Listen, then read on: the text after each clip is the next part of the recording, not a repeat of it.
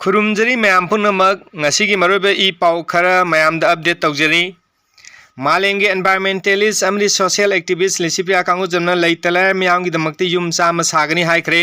अमदी अदुगुम्बा yum साम साबगी programme सिंगदी मनुंगदा अमा ओइना अजा तोमतोम सना नोंसाबगी युम संगादुना ngasi खुसिन नखरे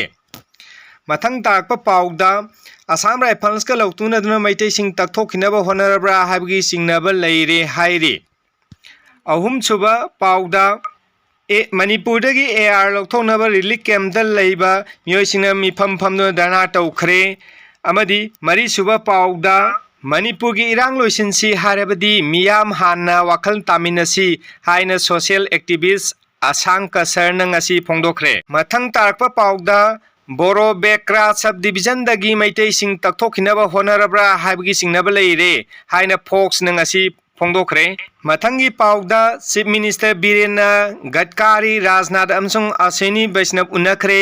कोइरेंगई एयरफील्ड स्टेट सिननबा हाईवे प्रोजेक्ट अथुबदा लोइसिनबिनबा तक्सिनखरे